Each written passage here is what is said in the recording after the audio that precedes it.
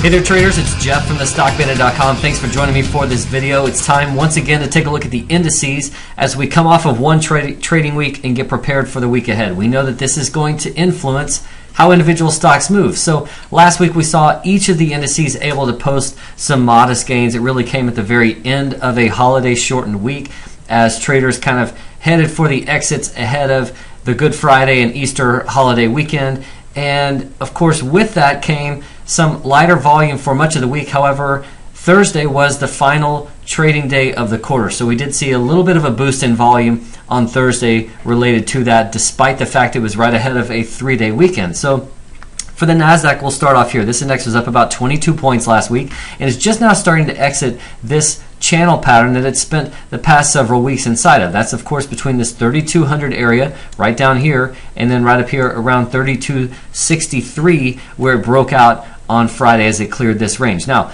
this being a trading range right here of roughly 63 points, we really can project about another 60-point move from here if this pattern were to completely pan out and confirm, and that would bring a move up to the 3330 area. So really nice opportunity here for the bulls if they can go ahead and build on it. But again, Thursday's breakouts were pretty incremental, and therefore there's not much breathing room here in terms of pullback room to avoid some kind of a breakout failure and a fall back inside this range. So it's going to be a potentially very important next few days for the bulls to build on these breakouts. For the S&P 500, this index is also leaving a short-term channel here it's spent the last few weeks in, but more importantly, it's still working on the projection from this prior channel, and that was from this 1474 area down here up to this 1530 area where it found some resistance back during February. So the projection from that is still underway, and that would of course bring this index up to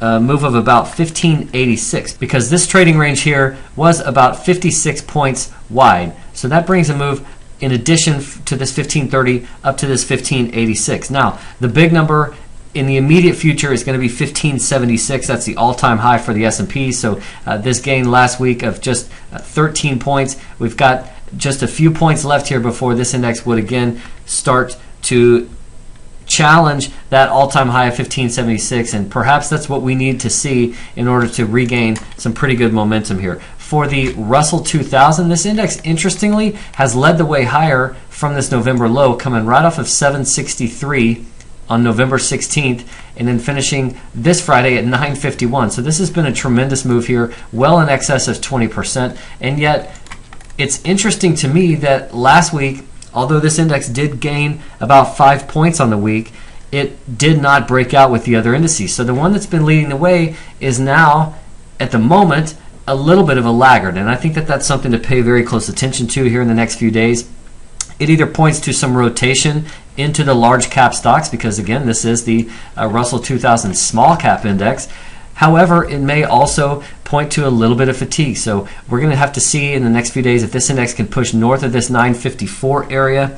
And if it can it go ahead and project on up to that 970 area? Because again, the height of this channel right here added to the breakout would project a move up to about 970. So it's going to be really important to see a breakout take place in the Russell to help confirm what we've been seeing in the other indices. And typically this is not the index that's going to lead the way with the others. It just is the more speculative index, and therefore if money is not flowing into it, it may be an indication to us that it's time to become a little bit more conservative as this rally becomes a little longer in the tooth. And then finally, we've got the Dow, which has been channeling here for the last several weeks in a really tight, well-defined channel. This lower end is about 14,380, and then this upper end, which was just cleared on Thursday, was at 14,563. So this is about a 180-point range from the lower end to the upper end. And again, a projection out of that channel right there brings a move up to about the 14,740 or 750 area. So